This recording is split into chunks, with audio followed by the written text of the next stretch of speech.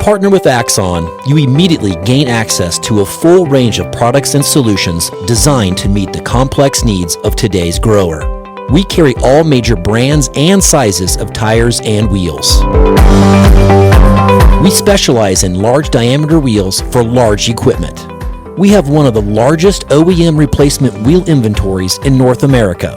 Known for extreme flotation setups, duals, and triples, we have wheels for all makes and models of tractors, sprayers, combines, and grain carts. If we don't have the wheel in stock, we'll custom build, sandblast, and paint in-house.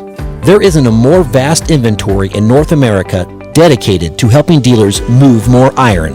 With facilities on the West Coast and in the heart of the Midwest, leverage our 230,000 square feet of indoor inventory to solve any problem a grower may have. Move more iron with Axon.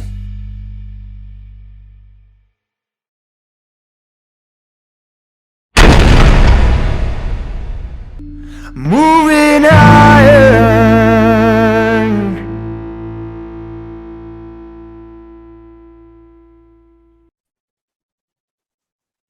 Hello and welcome to Moving Iron Podcast number 321. This edition of the Moving Iron Podcast is brought to you by Axon Tire, helping dealers move more iron for the past 100 years. For more information, go to axontire.com.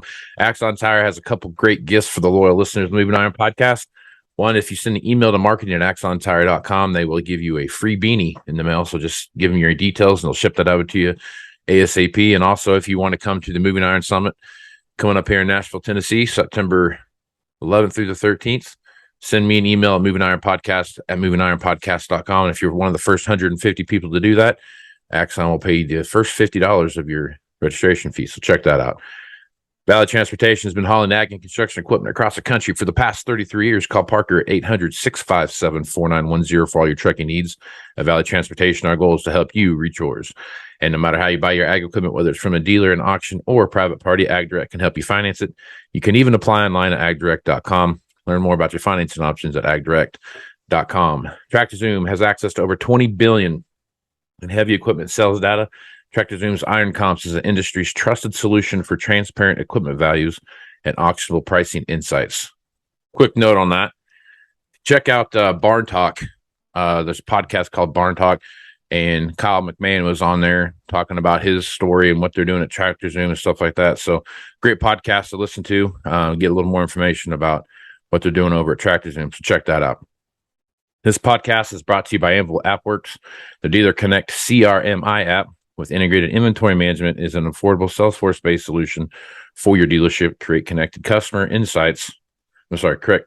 Create customers experience and transform how you work today. I have Dan Lewis here with me from Western Oregon, and I met Dan on Twitter, and he is Dan the Corn Guy on Twitter there. And Dan was nice enough to come on and just to talk about what he sees happening out in the marketplace and get a little different perspective. So, Dan, how you doing, man? Doing pretty good today, Casey. I'm glad you can make it on, bud. Yeah, happy to be on. Right on. Yeah, so happy to be a part of it. I appreciate that. So, Dan was, I tell you, I think pretty early on there, like the second or third year that I'd been doing the podcast, Dan started commenting on stuff and those kind of things. So he was he's been a good follower of the podcast, and I really enjoyed his feedback over the years. So I guess, Dan, talk a little bit about yourself, what you do, where you live, all that kind of stuff, and we'll go from there. So I live about 25 miles west of Portland, Oregon, and I'm in the kind of the north end of the Willamette Valley. Okay. And diverse valley of as far as crops that we grow. I farm about 300 acres. I grow some grain to clover seed, some grass seed, wheat oats, grown some radish seed before. Trying to stay in kind of some of the specialty seeds. Just like say, I have a smaller operation, kind of working into some of those niche markets. And then I also sell Pioneer corn seed. I'm the Pioneer rep for the Willamette Valley, and cover a pretty big area, visit with quite a few people. And then I'll sell some silage plastic and bags to the dairies. And so I keep myself pretty busy. It's just my wife and I that run the operation. Sometimes kids come and help, but we stay pretty busy especially in the spring and summer and fall. Right. Okay. So I would love to get your opinion right now, what you see happening around you. I mean, with as many customers as you're calling on in the Willamette Valley there, I mean, and the diversity that you see there, machine technology has got to be something that is just at every turn, you got to see something new coming at you a little bit. I guess talk about that a little bit from your perspective and what your customers are talking about. So one of the things that we're seeing is it's just size. Everybody's kind of scaling up as far as, we used to see like the grass seed farmers would run maybe a smaller machine, like a 9600 John Deere, because they like the walker machine, but they'd have 20 of them to get over the acres. Well, now they're going to bigger machines and 10 of them because they can't get labor. Right. Seeing, rotary like our windrowers for grass seed, we don't have any conditioners in them. Okay. So taking and modifying rotary machines to cut grass seed at 10 miles an hour. So now we can, instead of a sickle machine doing 5, they've got a rotary machine doing 10. So we can theoretically have half the number of machines. Right. Yep. And then as far as true technology, we're seeing more, obviously auto steer and, right. But sprayer technology, with rate controllers and the auto boom shutoffs and those kind of things. Typically out in Western Oregon, we're kind of late adopters. You'll see stuff back in the Midwest for 5 years before it gets here. Mm-hmm. It seems like it takes a while to get here, but it is happening. Yeah. And a lot of mountains because of labor. We just Yeah. You see that as a driving factor? I mean, to me, that's when I look at the technology that's coming down the line. Deere came out with some stuff at the CES show. They introduced a few new things there, and one of them being called Sure Exact Shot. And I think stuff like that, where you're looking at the reduction of chemical use and reduction of just inputs in general, and what that looks like, and how those things are coming together. But to me, I think a lot of this technology that we've seen here come of late with the really, I don't want to say we're dipping our toe into the deep end of the autonomous vehicle side, because I think we've had autonomous vehicles for 20 years. We just needed someone to monitor the monitor inside the machine, right? But I guess looking at that, how many adopters do you think you would have of the guys you work with if tomorrow there was a fleet of 300 horsepower tractors that were, or 150 horsepower tractors, 200 horsepower tractors, whatever it is that they're farming with, that were totally autonomous?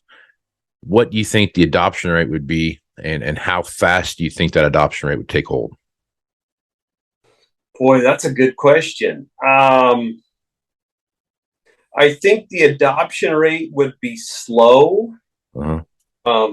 And when you say fully autonomous, that means there's no operator in it. Yeah, correct? The machine doing its thing. Yeah, doing its thing. Yeah.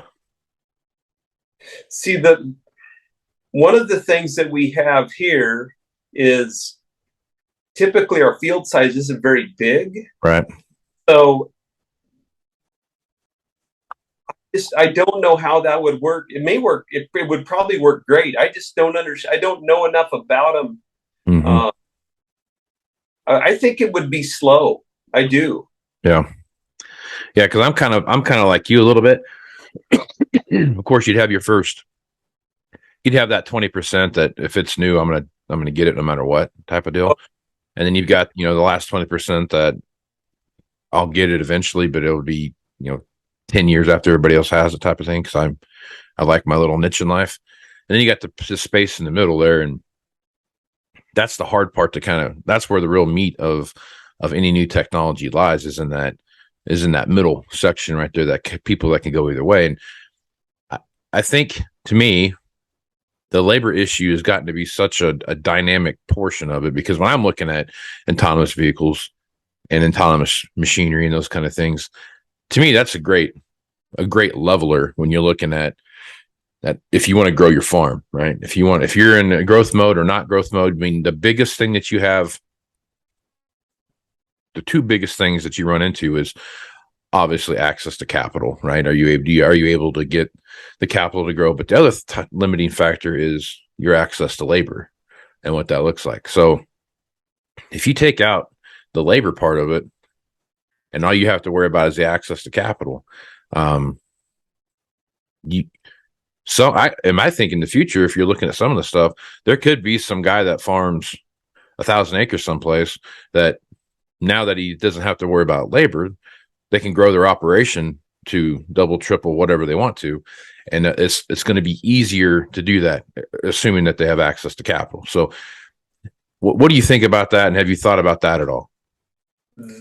And one of the things that I've thought about with the autonomous, and I think you've talked about it on your podcast, is it autonomous 300 horsepower tractors, or is it autonomous 100 horsepower tractors? Right.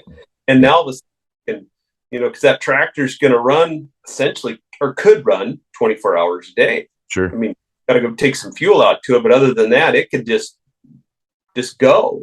Right. So you don't need that big a tractor, because you don't have to worry about keeping a man in it. And now that, instead of that 300 horsepower tractor running 10 hours a day, 12 hours a day, you could get the same amount of work done with a smaller tractor. It just runs all the time. Right. Yep.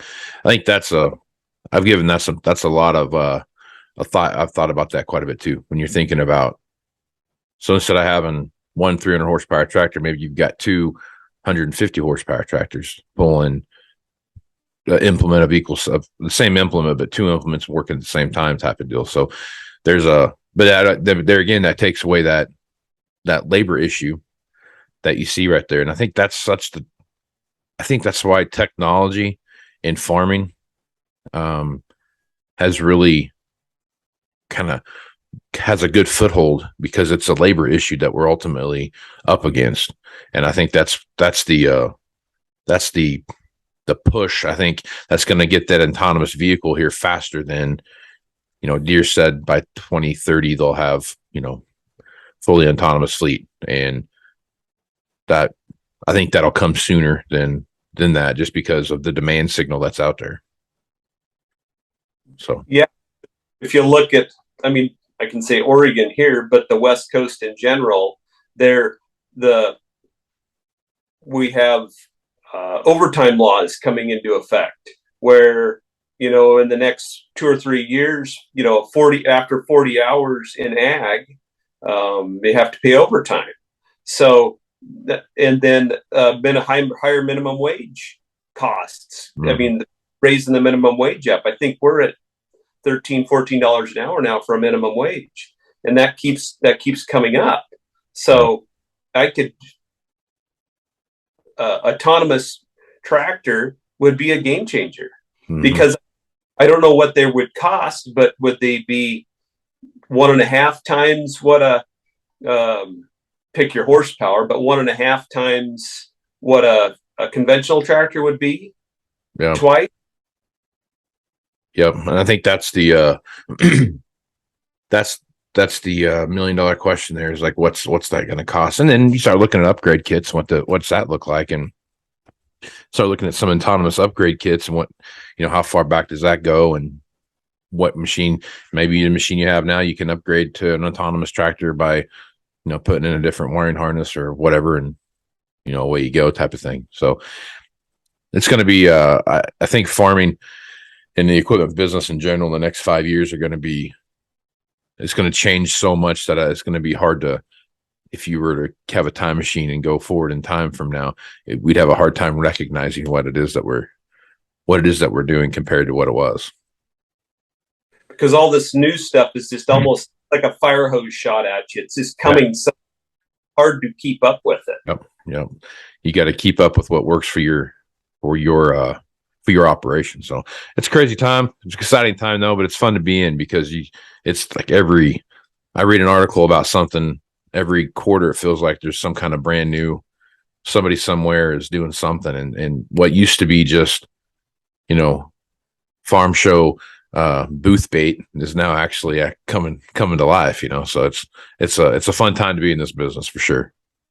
Yeah, NBC News had a story on the consumer products, the electronics show in Vegas. Yeah. And my sister, who lives up in the Seattle area, sent me that yesterday. Mm-hmm. Seen that, and she goes, her comment was, "It's not your father's John Deere," and it's truly not. No, it's changed a lot. Yeah, it's really changed.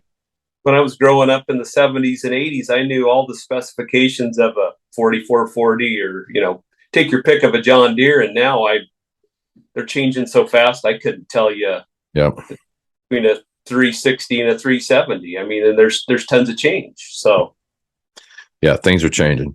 And you take a look at what Case rolled out with here, 3-4 months ago, whatever that was, with their fully autonomous spreader. High clearance spreader machine. Yeah. And I think that's that first step into that. I mean, if you look at you can drive it or you can turn it loose and let it do its thing. So that's kind of where that melding of two things are coming together. We've really got what's the best way to put that? We really got to pay attention to what's going on and what's it look like, and then how's that's going to be implemented on the farm. And I think more stuff like that. I mean, I think like those. So do you have a lot of dry spinners boxes out there your way? Yep, it's pretty much all dry. And you got me thinking about something. Amazon, I don't know if you've heard of them. They've got a dry box. Yep. And they'll spread 90 feet. You can adjust it off of your iPhone. Oh yeah. And adjust if you want to throw it light to one side, heavy to the other. Mm-hmm. They're selling a ton of them out here because they're so good. Yeah. Because versus the old spinner boxes that were just yes, they have rate controllers on them, but it's just two steel spinners it's flinging fertilizer. Right. Yeah. Because I know, like in the grass seed area, that would be the top dressing of that with the spreader boxes. Those kind of things have got to be a big thing. So I was thinking about that before we came on with that particular machine. Do you feel like that would have some foothold in your area? It could. It really could. Because I think that would be just because of what it is. It's that niched in your area. You know what I mean? So it's one of those things where you have a large customer base that's going to be looking for something like that. Just like you're talking about the spinner box there, the Amazon, that would be another addition on top of that technology there too. So it'd be interesting to watch to see how that spreads and grows out there. Yeah.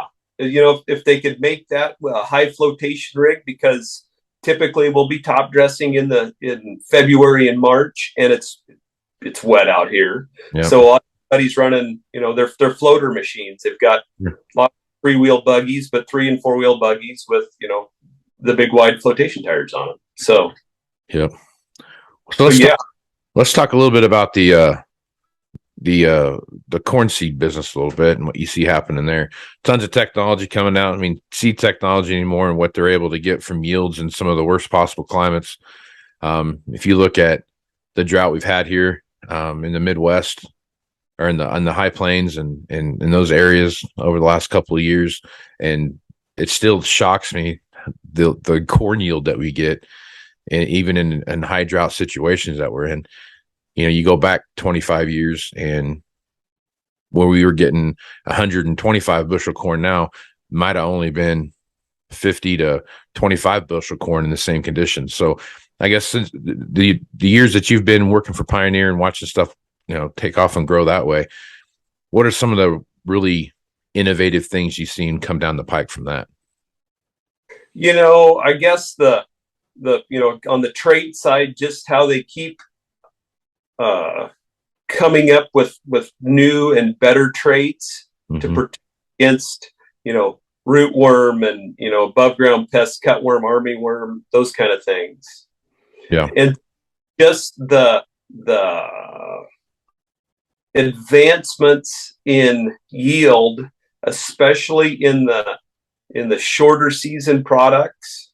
10 years ago, there was basically no grain corn grown in this area because we have a fairly short growing season. Mm-hmm. And now we have hybrids that can, it's like a 72-day hybrid that can yield 200 bushel. Yeah.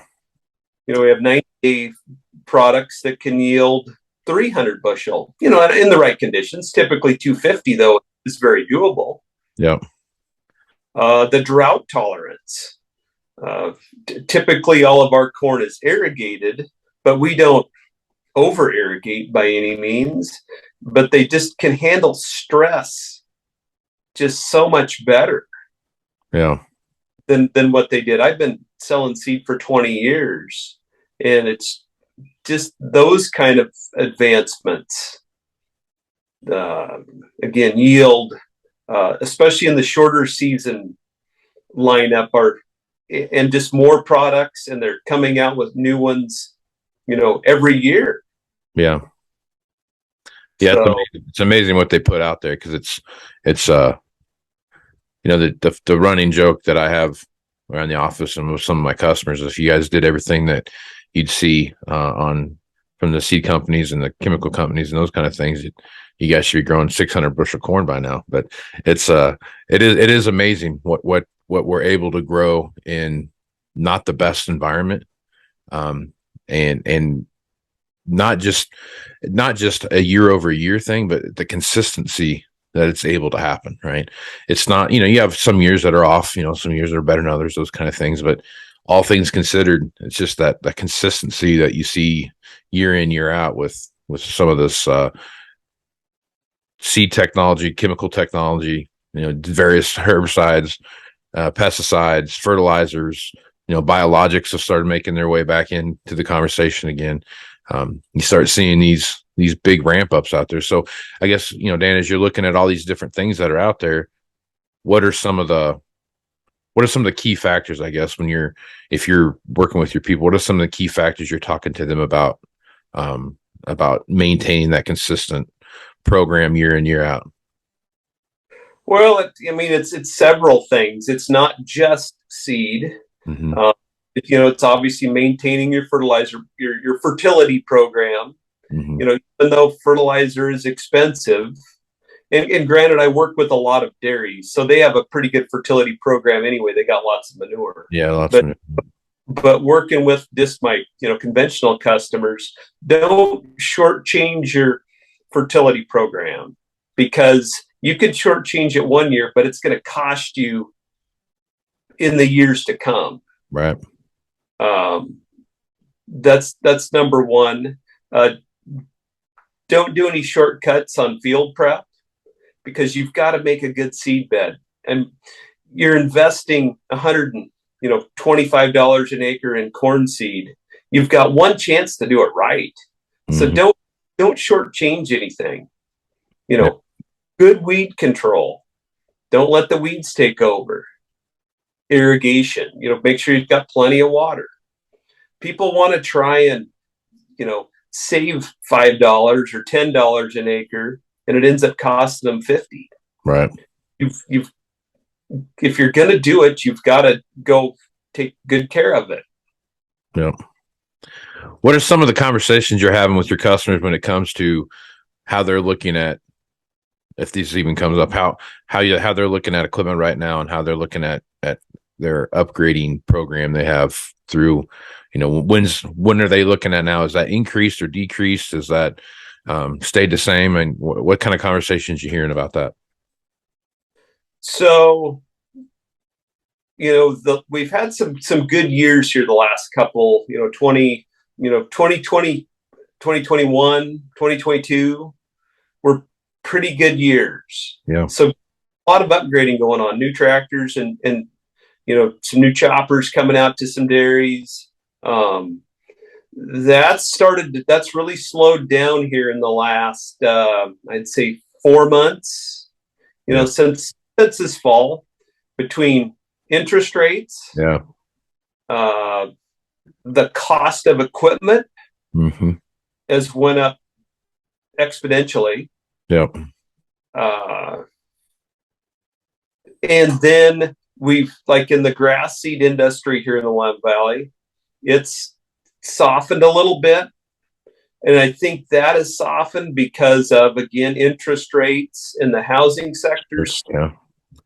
So less grass seed. So everything's kind of tightened up. So equipment, I think they're going to be holding back on purchasing new equipment, at least for a little while, until things kind of straighten up a little bit. No. The dairies have had high feed costs. Yeah. Price been good, but they've needed the price of milk to be good to cover the high feed costs. Right. So when you're looking at the customers that you're talking with, I mean, is the appetite for used equipment higher now because of what they're seeing for price, or do they see is it just interest rates in general have kind of slowed everything down? I think if somebody is looking for a piece, it's probably going to be used. Gotcha. But even the used prices have been high. Yeah. It's we're seeing we were talking about this the other day. We were looking at some equipment, and we were throwing around $480,000 to $550,000 stuff, and it was just I couldn't even say the words come out of my mouth right. I kept saying 3 something, 4 something. It was such a foreign aspect of where it looks, but I think too, you have we had a lot of crazy things happening that really drove that up, right? Obviously any other industry is the same way, whether it's trucks or side by sides, it's all that stuff. I have a friend of mine that owns what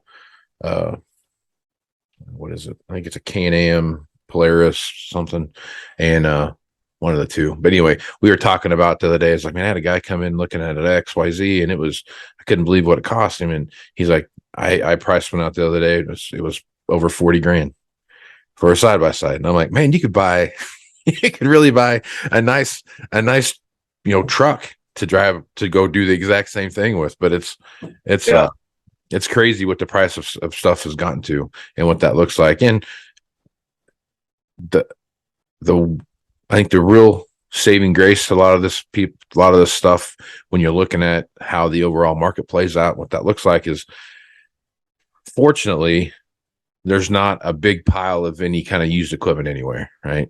So you have a pretty bare cupboard that you can fill back up, and it's going to take a while to fill that back up just because of what you're talking about. People are slowing down on what they're buying, and they're holding stuff longer. And it's just this 21 through 23 model year is just going to be a slower time to fill back up, because one, there's not that many of them that were produced, and secondly, you got to have some kind of a backfill to come into that, and we just don't have that right now. So it's going to be an interesting experiment to watch, play out over the next 4 to 5 years as to what used equipment values do, and as comparatively to new equipment, when you have a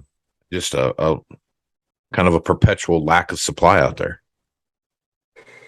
Yeah, as I drive around and drive by the John Deere dealer that's through the valley, and the Case IH dealer, there's very few used machines there. Yeah, they're starting to get some new equipment, but not a lot. Yeah. When the pandemic hit in our area, they sold out of the small homeowner tractors, that Sure. Yeah. 40 horsepower tractor. Yeah. Now the lots are getting filled back up with them. Mm-hmm. But there's, as far as big equipment, there's just not a lot around. And as far there's some new stuff coming, but not a lot of used stuff. Yep.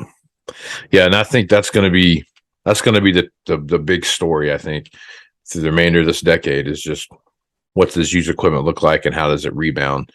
Because I've kind of compared it to the same thing we saw in 2012, 2013, 2014, where a mass amount of equipment was produced by manufacturers, and the subsequent backside of that was we went 7 years with just having an oversupplied used equipment marketplace. And now it's the reverse of that. We don't have that for about a 3-year period. And now we're going to be doing the exact same movement for the next 7 years or whatever with a lack of supply. So it's going to be an interesting thing to see what happens on it. Cause I think obviously there'll be a correction sometime. There always is, in anything that you're doing. But this is not going to be one of those corrections that just get your head ripped off type of thing when you start looking at your balance sheet. I think it's going to be a lot easier, kind of the parachute's going to be a lot bigger than it was in the first go around. And it'll be interesting to see if commodity prices fall off, especially for you guys in the Midwest. Mm-hmm. Do these auction prices soften, and equipment gets a little more reasonably priced, or does it stay high just because of the lack of equipment? Mm-hmm. Speaking of auctions, what are you seeing out in your way? Is there a lot of retirement sales and those kind of things happening, or is it pretty much stay in the same course you've seen over the last 5 years? It's kind of staying the same course. Yeah. We typically don't have many retirement auctions out here. Gotcha. And I don't know why. We've never really had many. Maybe one a year, maybe. And typically what happens is when the farmer decides to retire, the equipment just gets absorbed by either typically the neighbors. They find out that he's going to retire, and Bob comes and buys the combine, and Joe buys the tractor, and it just kind of works itself out, huh? Goes away. Yeah. I've been watching that too. And, here in our area, I mean, in the whole Midwest for that matter, the biggest supply of used equipment to the market, it seems like, has been those retirement sales. We've seen some pretty big retirement sales come through. There's been a few dealer liquidations of sorts that we've seen kind of pull through that. But I'll tell you, from 21 through here just of late, I mean, the number of machines that have been sold used, and the amount of money that they're bringing, some of the stuff was bringing more money than we were asking for it. I mean, it's amazing what values we're doing. And I think that's going to be something out there. You just take a look at like the combine market right now, and you look at some of the trend lines you see there. Combines, God love them. I mean, they're the first to get, flushed down the toilet and the last to get pulled back out. You know what I mean? So it's just, and I think we're starting to see some of that softening in the combine marketplace. I think there's some of that we're going to see, but I think more of the softening that we're seeing really isn't, it's not, I don't know that it's so much, obviously it's demand driven, but it's not because of, the lack of demand. I think it's because now there's more available, right? So that, because I'm the only one in North America that's got the one that you're looking for, you're going to pay whatever price I have out there. That scarcity premium is starting to kind of erode away. And I think that's across the board. We'll start seeing that through 23 and 24, in my opinion. Sure. If there's 10 of something, it's going to price versus if there's only one of them. Yep. And I think that's the correction that we're going to see. I think that's what that is. It's just that scarcity premium is going to slowly erode its way off, and the market might correct itself 10 or 15%, maybe 20%. But you start looking at some of these numbers, 20% on $400,000, that's $80,000. I mean, that's a fair amount of money. Yeah. So yeah, it's not like the $225,000 combine that it corrects 10 or 15%, and you're looking at $20,000. Yeah.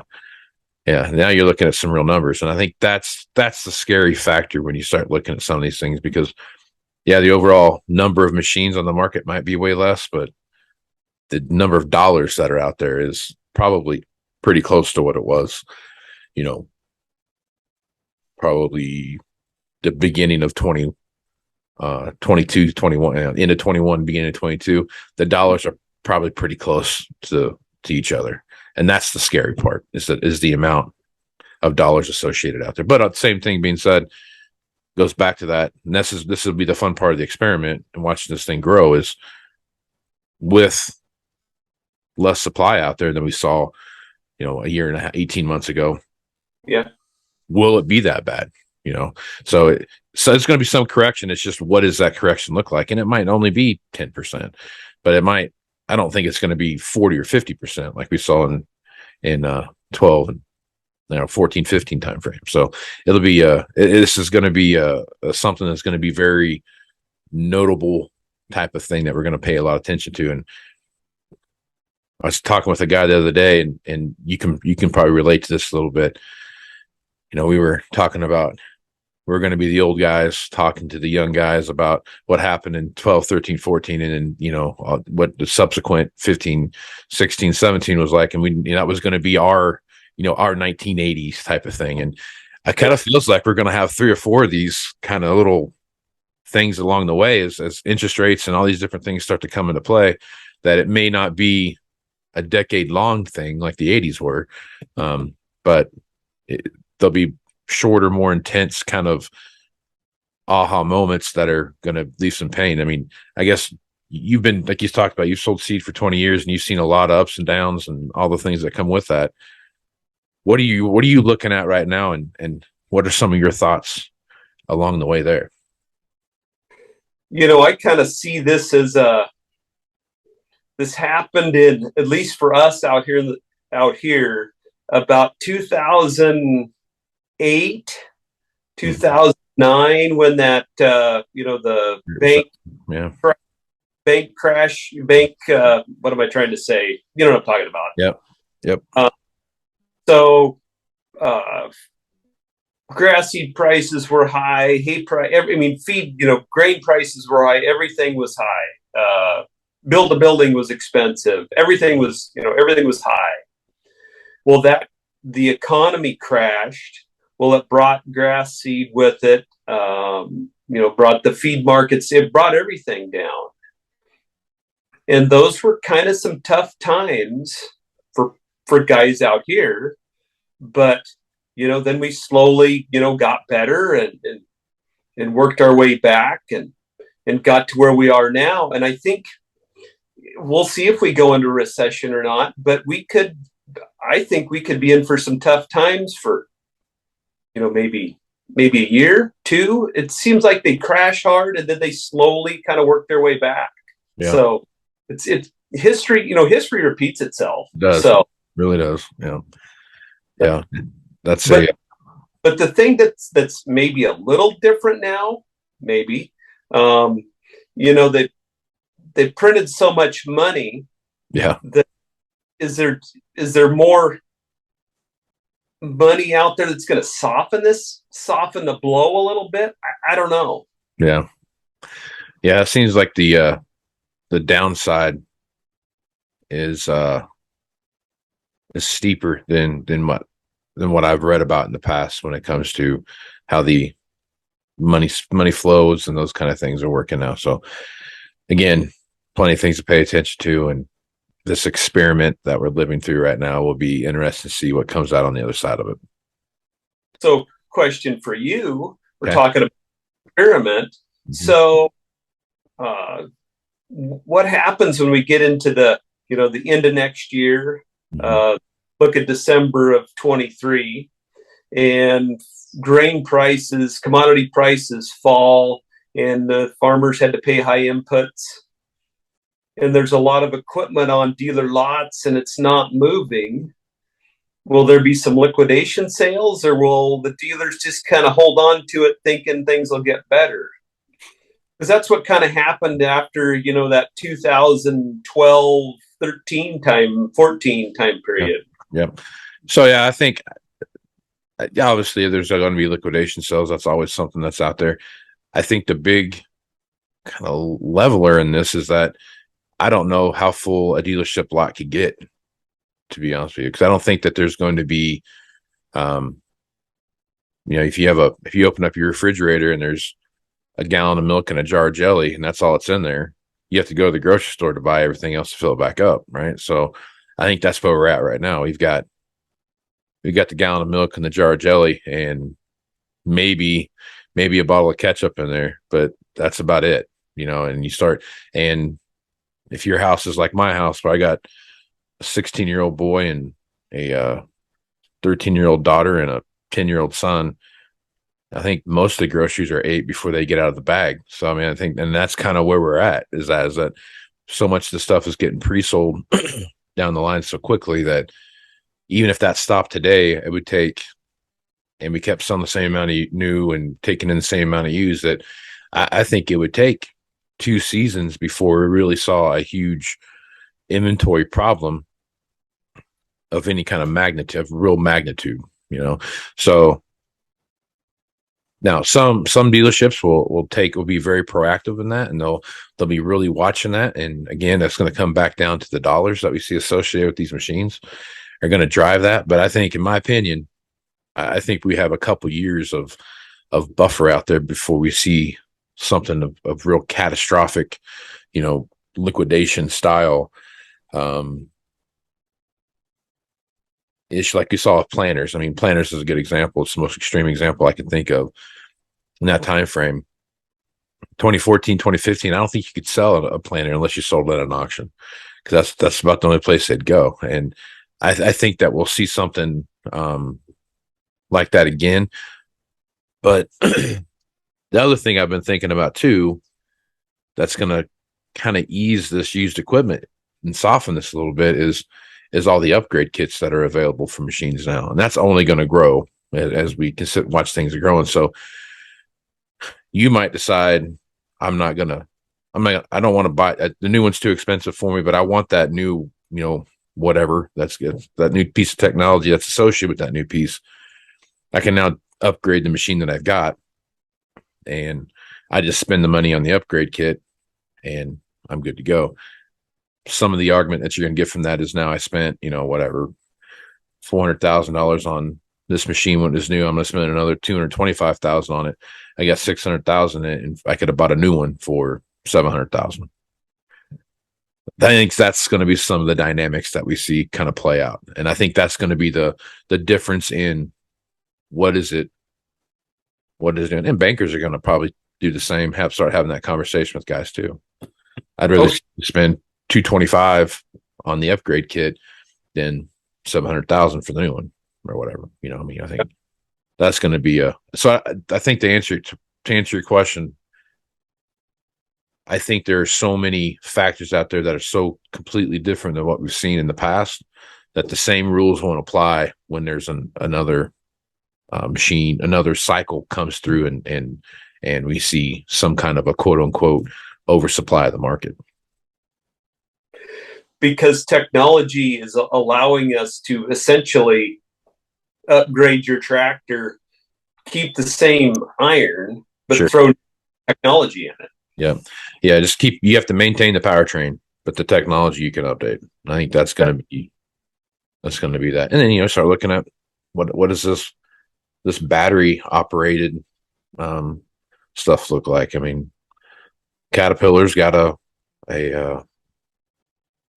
fully, my brother's an equipment operator, and he demoed a Caterpillar battery operated dozer. I think it was like I think he said it was a D6, maybe D6 size. I think Deere introduced their battery operated excavator at CES. I mean, so there's all this battery operated stuff starting to kind of come in and play out that way. And I have a hard time. How's that work in ag? I think it's a different set of situations than it is on the construction side, which I think will have an easier, more adaptational flow to that battery operated stuff, just because of where it's at and what it is. But there's so much stuff right now that's going to change, Dan. It's hard to talk about. You almost have to throw the old playbook out and start drawing a new one up. The battery powered stuff, my wife and I have this conversation a lot, but like a battery, a battery powered combine. Yeah. So, we have to, the rain's coming and we have to go, and she runs the combine, and hey, Dan, I need some fuel. So I'll run the pickup back and, pump fuel in the combine, and she keeps going. But with a battery operated one, do we have to run it back to the shop to charge it? Right. We have to have a diesel generator to charge it. And then what did we gain? How long does it take to charge? How long is the charge? how long is the charge good for? I mean, it's just, I think it's going to be tougher to, I'm not saying it's not possible, but that's going to be a tougher one to accomplish, I think. Yeah. Yeah. And I think that's the battery technology has a long ways to go to generate the same horsepower that we're seeing in some of these machines now, especially like you take a 600 horsepower tractor and you try to generate a battery. Not that you can't, you can definitely do it with a battery, but that battery would be a massive battery to do that. I mean, the keynote speech I was watching, I don't remember the numbers, but it was like an astronomical amount of weight that would make the tractor weigh like 4 times the amount or something like that, something ridiculous like that, to maintain that same level of battery. So battery technology just got a long ways to come. But I mean, look how far batteries have come in the last 10 years, just in your basic household stuff. I mean, lithium batteries, I've got a Milwaukee 1/2-inch impact battery opposite impact in my garage that I use to take tires off of my truck and stuff when I get a flat tire, and that thing weighs whatever it weighs, 10 pounds or whatever it weighs, and you zip it off and you're good to go. And that battery is as big as a coffee cup, so it's come a long ways in what that looks like. But there again, how does that play into the equipment space, and what's that look like, and what's the life of the battery, and how often you got to change a battery? Because I've seen people post stuff on Twitter of a Tesla car or Chevy something or another. I remember what it was, but it was $26,000 to get a new battery in their car. Yeah, that's more expensive than an engine. You know what I mean? So you could buy 4 engines almost for that price. So there's a lot of stuff that play into that. I watched a video on YouTube here maybe a week ago. It was a CNBC thing, and they Freightliner and Freightliner's test facilities in Portland. Okay. And I see they've got electric trucks that are running. They come out. I've seen them run down the highway. But they claim it'll do 230 miles on a charge. I believe it said it took 90 minutes to charge. Mm-hmm. And the battery weighs 16,000 pounds. Holy crap. 16,000 pounds? Yeah. Man. That's a lot. So could you imagine that on a combine? Yeah. And wetter conditions. I mean, all of a sudden that combine, I've got a bigger Lexion combine, and it weighs, I think 30,000 pounds or 35,000 pounds empty. Right. Throw a battery on there, it's going to be 50,000 pounds. Right. And you put 250 or 300 bushels of corn in that. At 60 pounds a bushel, that adds up pretty quick. You're going to have another 20,000 pounds on it. You'll be 70,000 pounds going through the field. Yeah. So compaction now you're looking at compaction. What's that look like? So yeah. Now we're going down another rabbit hole. Yeah. Well, again, it goes back to that what you're talking about earlier. That smaller tractor and more of them type of thing. I think that's where that comes into play. So a lot of, like I said, man, you're gonna take your old playbook and just throw it out, because it's not gonna work anymore. And I think that's what I'm the most excited about this time that we're in right now, is that it's completely uncharted territory that really opens up that space to really figuring out what works, what doesn't work, and hopefully that you don't. Failure's a great teacher, but there's only so many times you can fail before you failed so much that you have to quit. You know what I mean? So I think it'll be an interesting time, and I'm excited to be in this business at this time. Yeah, it's fun. I mean, I just hope I keep up with all of it. So yeah. You and me both. You and me both. Well, Dan, go ahead. It's fun to be in my situation where I get to go on a lot of farms and see what they're doing, and I can learn from them, kind of see what's going on. Yeah. So, yeah. A lot of things happen from and getting a lot of different input points. That's the other neat thing, because not everyone's doing the exact same thing. It's I don't think there's two farms that are doing the exact same thing here. Yep. I mean, everyone's doing something a little bit differently. And then I sometimes bring them back and try them myself, or I'll try and give that advice to to the customers. Yeah. Yeah. Yeah. It's going to be fun. So, Dan, I think that's a good place to stop, man. I appreciate you being on the podcast. If folks want to reach out to you, what's the best way to get a hold of you? Probably the best way is just on Twitter at Dan the Corn Guy. All my contact information's right there. Right on. Give him a call. Well, Dan, man, I appreciate you taking time to sit down with me here. No, I appreciate you having me on, Casey. All right, man. Good deal. I am Casey Seymour with Moving Iron Podcast. Check me out on Facebook, Twitter, and Instagram at Moving Iron LLC. Go to LinkedIn at Moving Iron Podcast and check out the video version of this on the Moving Iron Podcast YouTube channel, which is called the Moving Iron Podcast YouTube channel. So check it out. Moving Iron LLC has everything Moving Iron related. Get all the information from Moving Iron Summit coming up there in Nashville, Tennessee, September 11th through the 13th. So if you're interested in checking that out, and you're a dealer, check that out and we'll get you signed up. Otherwise, go to the website there and you can fill out all the information there. You can send me an email at MovingIronPodcast at MovingIronPodcast.com if you have any questions for any of the guests I have on. And I look forward to talking to you again down the road here, Dan. No, I'm looking forward to it. Right on. I'm Casey Seymour, Dan Lewis. Exclusive Iron, folks. Out. Moving iron in the 21st century. Hardwood